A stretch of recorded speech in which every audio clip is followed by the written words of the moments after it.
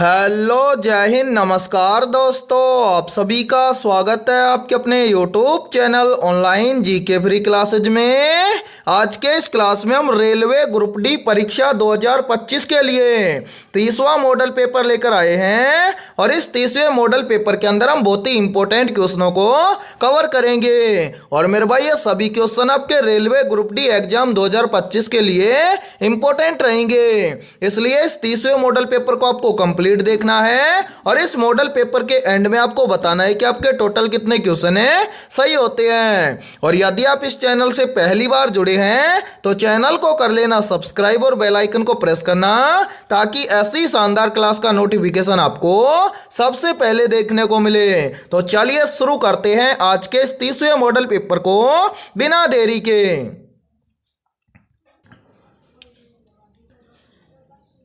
पहला प्रश्न है आप सभी के सामने, महात्मा गांधी ने भारत में नमक सत्याग्रह कब शुरू किया था? ऑप्शन ए 1920 में, ऑप्शन बी है 1930 में, ऑप्शन सी है 1942 में और ऑप्शन डी है 1919 में। तो यहाँ पर देखिए, इन चारों में से करेक्ट आंसर हो जाएगा सभी का ऑप्शन है बी, यानी कि महात्मा गांधी ने भारत में नमक सत्याग्रह शुरू किया था 1930 में। तो पहले प्रश्न के अंदर करेक्ट आंसर हो जाएगा सभी का ऑप्शन है बी। तो चलिए फिर अगला प्रश्न देखते हैं। दूसरा प्रश्न है आप सभी के सामने, राज्यसभा में कुल कितने सदस्य होते हैं? ऑप्शन ए है 238, ऑप्शन बी है 250, ऑप्शन सी है 245 और ऑप्शन डी है 252। तो जल्दी से बताइए, इन चारों में से करेक्ट आंसर है क्या होगा? आपसे पूछा गया है कि राज्यसभा में कुल कितने सदस्य होते हैं। तो यहाँ पर देखिए, इन चारों में से करेक्ट आंसर हो जाएगा सभी का ऑप्शन है बी, यानी कि राज्यसभा में कुल सदस्य होते हैं 250। तो दूसरे प्रश्न के अंदर करेक्ट आंसर हो जाएगा सभी का ऑप्शन है बी। तो चलिए फिर अगला प्रश्न देखते हैं।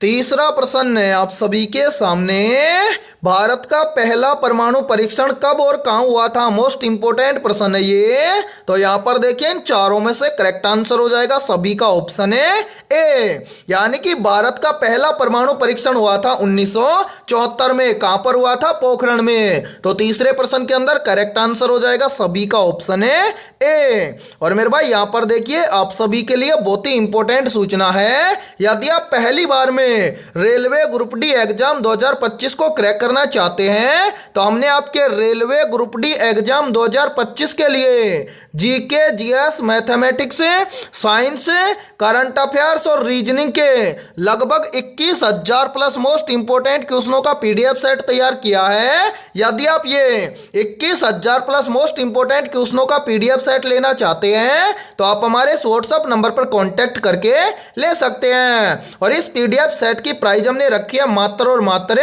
51 रुपए, यानी कि 51 रुपए की फीस के अंदर आपको ऑल सब्जेक्ट के ऊपर टॉपिक वाइज लगभग 21,000 प्लस मोस्ट इंपोर्टेंट क्वेश्चनों का पीडीएफ सेट दिया जाएगा। और मेरे भाई, मैं आप सभी को एक गारंटी देता हूं, यदि आप रेलवे ग्रुप डी एग्जाम 2025 से पहले यदि इन 21,000 प्लस क्वेश्चनों को अच्छे से तैयार कर लेते हो तो आप पहली बार के अंदर रेलवे ग्रुप डी एग्जाम 2025 को क्रैक कर जाओगे।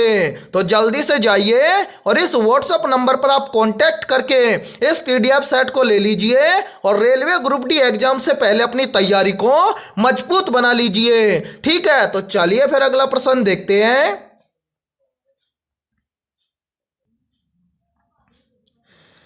चौथा प्रश्न है आप सभी के सामने, भारत के किस राज्य में सर्वाधिक जनजाति जनसंख्या है? ऑप्शन ए है राजस्थान राज्य में, ऑप्शन बी है मध्य प्रदेश राज्य में, ऑप्शन सी है छत्तीसगढ़ राज्य में और ऑप्शन डी है झारखंड राज्य में। तो जल्दी से बताइए, इन चारों में से करेक्ट आंसर है क्या होगा? आपसे पूछा गया है कि भारत के किस राज्य में सर्वाधिक जनजातीय जनसंख्या है। तो यहां पर देखिए, इन चारों में से करेक्ट आंसर हो जाएगा सभी का ऑप्शन है बी, यानी कि भारत के मध्य प्रदेश राज्य में सर्वाधिक जनजातीय जनसंख्या है। तो चौथे प्रश्न के अंदर करेक्ट आंसर हो जाएगा सभी का ऑप्शन है बी। तो चलिए फिर अगला प्रश्न देखते हैं। पांचवा प्रश्न है आप सभी के सामने, पंचशील सिद्धांत किससे संबंधित है? तो जल्दी से बताइए इन चारों में से करेक्ट आंसर है क्या होगा। बहुत ही इंपॉर्टेंट प्रश्न दिया गया है और आपसे पूछा गया है कि पंचशील सिद्धांत किससे संबंधित है। तो यहां पर देखिए इन चारों में से करेक्ट आंसर हो जाएगा सभी का ऑप्शन है बी, यानी कि पंचशील सिद्धांत संबंधित है भारत और चीन के समझौता से। तो पांचवें प्रश्न के अंदर करेक्ट आंसर हो जाएगा सभी का ऑप्शन है बी। तो चलिए फिर अगला प्रश्न देखते हैं। छठा प्रश्न है आप सभी के सामने, सिंधु घाटी सभ्यता का मुख्य बंदरगाह स्थल कौन सा था? मोस्ट इंपोर्टेंट प्रश्न है ये। तो जल्दी से एक काम कीजिए, चाहे तो आप इस प्रश्न का स्क्रीनशॉट ले लीजिए या फिर अपनी नोटबुक के अंदर इस प्रश्न को जरूर नोट कर लीजिए, क्योंकि सेम इसी प्रकार के प्रश्न एग्जाम के अंदर बार बार रिपीट होते हैं। तो जल्दी से बताइए इन चारों में से करेक्ट आंसर है क्या होगा। आपसे पूछा गया है कि सिंधु घाटी सभ्यता का मुख्य बंदरगाह स्थल कौन सा था। तो यहां पर देखिए इन चारों में से करेक्ट आंसर हो जाएगा सभी का ऑप्शन है सी, यानी कि सिंधु घाटी सभ्यता का मुख्य बंदरगाह स्थल था लोथल। तो छठे प्रश्न के अंदर करेक्ट आंसर हो जाएगा सभी का ऑप्शन है सी। और मेरे भाई यहां पर देखिए, यदि ये क्लास आपको पसंद आ रही है तो जल्दी से एक बार इस क्लास को लाइक कर दीजिए, और यदि आप इस चैनल से पहली बार जुड़े हैं तो चैनल को कर लीजिए सब्सक्राइब और बेल आइकन को प्रेस करना, ताकि ऐसी शानदार क्लास का नोटिफिकेशन आपको सबसे पहले देखने को मिले। और इस क्लास के अंदर हम उन्हीं क्वेश्चनों को कवर करेंगे जो क्वेश्चन आपके रेलवे ग्रुप डी एग्जाम 2025 के लिए इंपॉर्टेंट रहेंगे। ठीक है, तो चलिए फिर अगला प्रश्न देखते हैं। सातवां प्रश्न है आप सभी के सामने, अजंता की गुफाएं किस राज्य में स्थित हैं? ऑप्शन ए है मध्य प्रदेश राज्य में, ऑप्शन बी है महाराष्ट्र राज्य में, ऑप्शन सी है कर्नाटक राज्य में, और ऑप्शन डी है ओडिशा राज्य में। तो जल्दी से बताइए इन चारों में से करेक्ट आंसर है क्या होगा। आपसे पूछा गया है कि अजंता की गुफाएं किस राज्य में स्थित हैं। तो यहां पर देखिए इन चारों में से करेक्ट आंसर हो जाएगा सभी का ऑप्शन है बी, यानी कि अजंता की गुफाएं महाराष्ट्र राज्य में स्थित हैं। तो सातवें प्रश्न के अंदर करेक्ट आंसर हो जाएगा सभी का ऑप्शन है बी। तो चलिए फिर अगला प्रश्न देखते हैं। आठवां प्रश्न है आप सभी के सामने, भारतीय संसद के दोनों सदनों की संयुक्त बैठक की अध्यक्षता कौन करता है? ऑप्शन ए है राष्ट्रपति, ऑप्शन बी है उपराष्ट्रपति, ऑप्शन सी है लोकसभा अध्यक्ष, और ऑप्शन डी है प्रधानमंत्री। तो जल्दी से बताइए इन चारों में से करेक्ट आंसर है क्या होगा। आपसे पूछा गया है कि भारतीय संसद के दोनों सदनों की संयुक्त बैठक की अध्यक्षता कौन करता है। तो यहां पर देखिए इन चारों में से करेक्ट आंसर हो जाएगा सभी का ऑप्शन है सी, यानी कि भारतीय संसद के दोनों सदनों की संयुक्त बैठक की अध्यक्षता करता है लोकसभा अध्यक्ष। तो आठवें प्रश्न के अंदर करेक्ट आंसर हो जाएगा सभी का ऑप्शन है सी। तो चलिए फिर अगला प्रश्न देखते हैं। नौवां प्रश्न है आप सभी के सामने, भारतीय संविधान में राष्ट्रपति को अध्यादेश जारी करने का अधिकार किस अनुच्छेद के तहत दिया गया है? तो यहां पर देखिए इन चारों में से करेक्ट आंसर हो जाएगा सभी का ऑप्शन है बी, यानी कि भारतीय संविधान में राष्ट्रपति को अध्यादेश जारी करने का अधिकार दिया गया है अनुच्छेद 123 के तहत। तो नौवें प्रश्न के अंदर करेक्ट आंसर हो जाएगा सभी का ऑप्शन है बी। तो चलिए फिर अगला प्रश्न देखते हैं। 10वां प्रश्न है आप सभी के सामने, भारत में कौन सा बंदरगाह गेटवे ऑफ इंडिया के नाम से प्रसिद्ध है? मोस्ट इंपोर्टेंट प्रश्न है ये। तो जल्दी से बताइए इन चारों में से करेक्ट आंसर है क्या होगा। आपसे पूछा गया है कि भारत में कौन सा बंदरगाह गेटवे ऑफ इंडिया के नाम से प्रसिद्ध है। तो यहां पर देखिए इन चारों में से करेक्ट आंसर हो जाएगा सभी का ऑप्शन है सी, यानी कि भारत में मुंबई बंदरगाह गेटवे ऑफ इंडिया के नाम से प्रसिद्ध है। तो 10वें प्रश्न के अंदर करेक्ट आंसर हो जाएगा सभी का ऑप्शन है सी। तो चलिए फिर अगला प्रश्न देखते हैं। 11वां प्रश्न है आप सभी के सामने, नंदा देवी पर्वत किस राज्य में स्थित है? ऑप्शन ए है हिमाचल प्रदेश राज्य में, ऑप्शन बी है उत्तराखंड राज्य में, ऑप्शन सी है सिक्किम राज्य में और ऑप्शन डी है जम्मू कश्मीर राज्य में। तो जल्दी से बताइए इन चारों में से करेक्ट आंसर है क्या होगा। आपसे पूछा गया है कि नंदा देवी पर्वत किस राज्य में स्थित है। तो यहां पर देखिए इन चारों में से करेक्ट आंसर हो जाएगा सभी का ऑप्शन है बी, यानी कि नंदा देवी पर्वत उत्तराखंड राज्य में स्थित है। तो 11वें प्रश्न के अंदर करेक्ट आंसर हो जाएगा सभी का ऑप्शन है बी। तो चलिए फिर अगला प्रश्न देखते हैं। 12वां प्रश्न है आप सभी के सामने, लोकसभा में अधिकतम कितने सदस्य हो सकते हैं? ऑप्शन ए है 500, ऑप्शन बी है 545 है, ऑप्शन सी है 552 है और ऑप्शन डी है 560 है। तो जल्दी से बताइए इन चारों में से करेक्ट आंसर है क्या होगा। आपसे पूछा गया है कि लोकसभा में अधिकतम कितने सदस्य हो सकते हैं। तो यहां पर देखिए इन चारों में से करेक्ट आंसर हो जाएगा सभी का ऑप्शन है सी, यानी कि लोकसभा में अधिकतम सदस्य हो सकते हैं कितने? 552। तो 12वें प्रश्न के अंदर करेक्ट आंसर हो जाएगा सभी का ऑप्शन है सी। तो चलिए फिर अगला प्रश्न देखते हैं।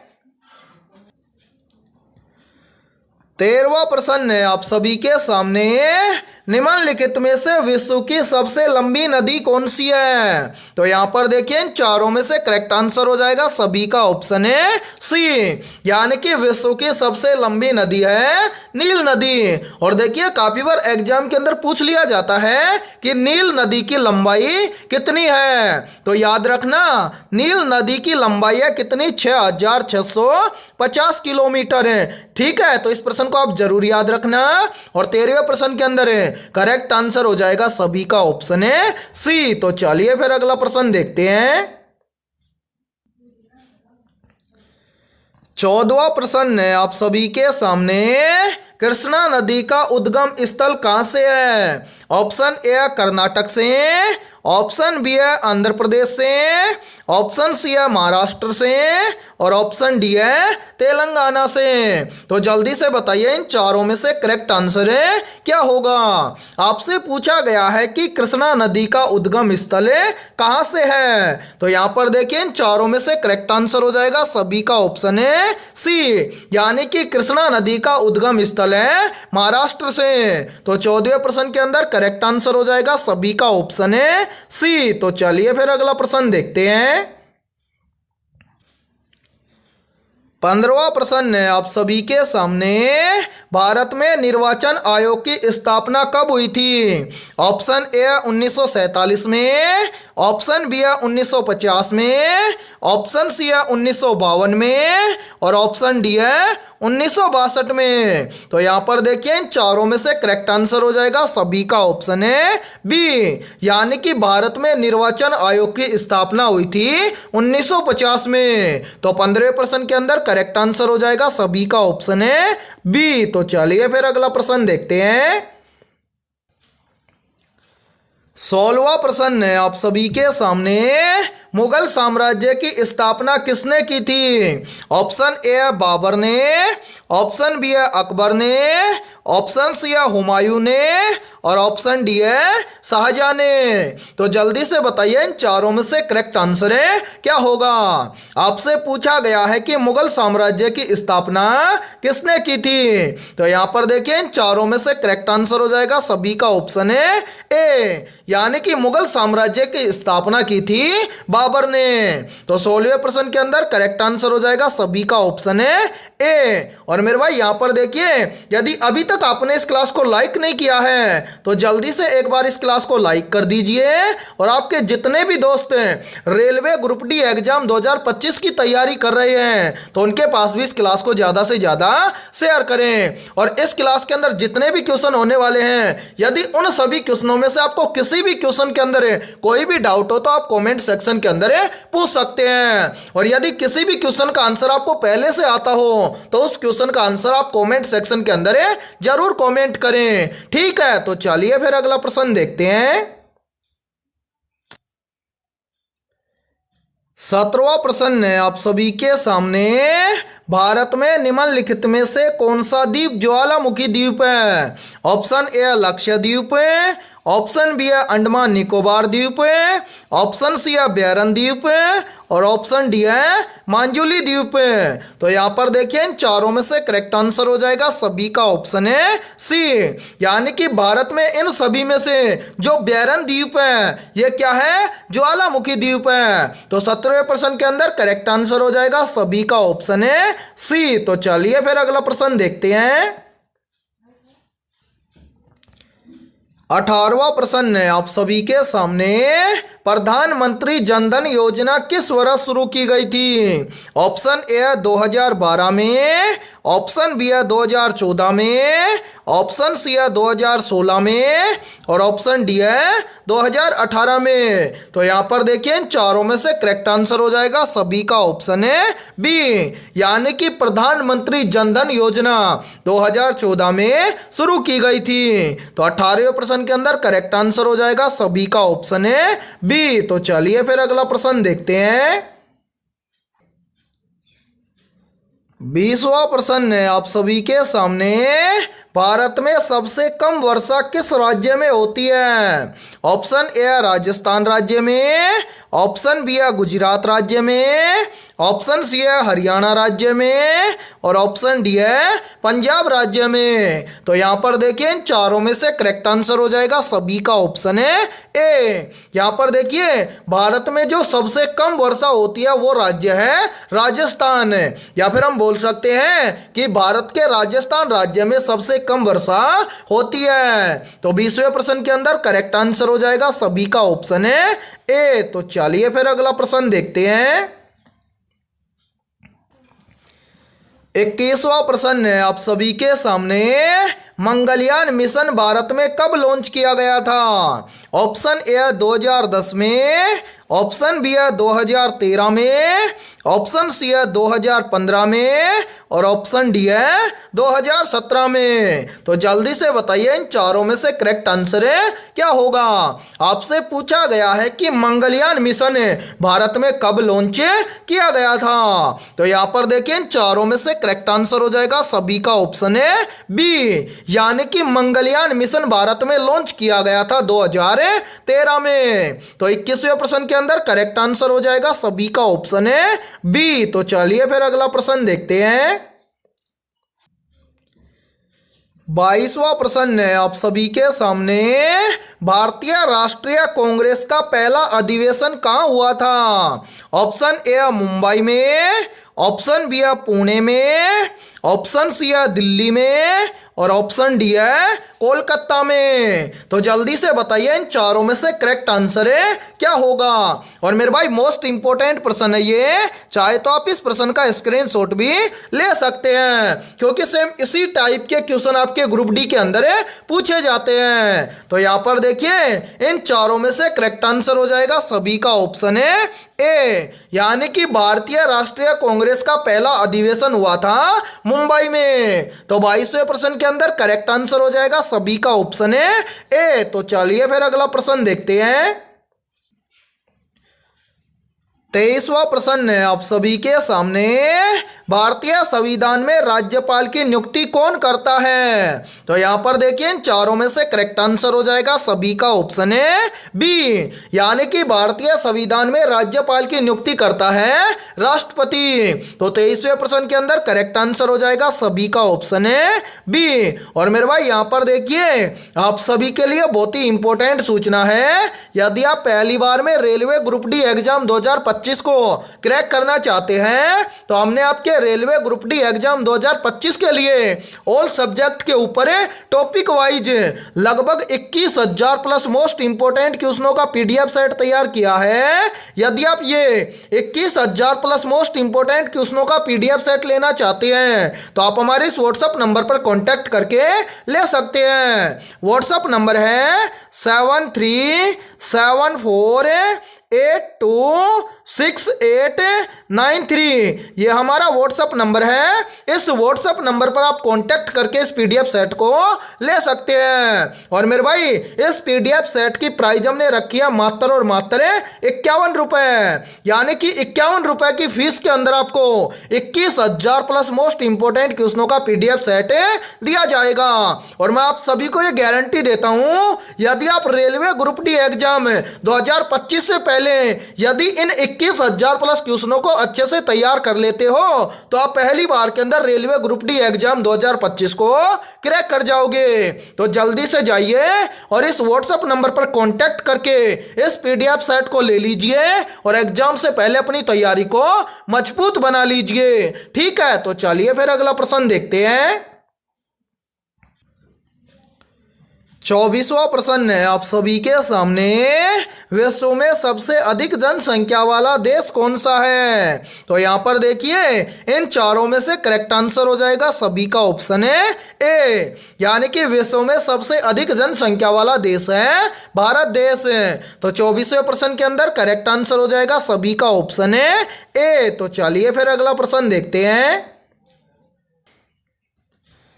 25वां प्रश्न है आप सभी के सामने, भारत का पहला बायोस्फीयर रिजर्व कौन सा है? तो यहां पर देखिए इन चारों में से करेक्ट आंसर हो जाएगा सभी का ऑप्शन है सी, यानी कि भारत का पहला बायोस्फीयर रिजर्व है नीलगिरी। तो 25वें प्रश्न के अंदर करेक्ट आंसर हो जाएगा सभी का ऑप्शन है सी। तो आज की इस क्लास के अंदर इतना ही। यदि ये क्लास आपको पसंद आई है तो जल्दी से एक बार इस क्लास को लाइक कर दीजिए, और यदि आप इस चैनल से पहली बार जुड़े हैं तो चैनल को कर लीजिए सब्सक्राइब और बेल आइकन को प्रेस करना, ताकि ऐसी शानदार क्लास का नोटिफिकेशन आपको सबसे पहले देखने को मिले। और आज की इस क्लास के अंदर हमने 25 बहुत ही इंपॉर्टेंट क्वेश्चन करवाए हैं। तो इन 25 में से आपके कितने क्वेश्चन सही हुए सभी को कमेंट सेक्शन के अंदर कमेंट करके बताना है। ठीक है, तो फिर मिलते हैं ऐसे बेहतरीन क्वेश्चनों के साथ सुबह 7 बजे।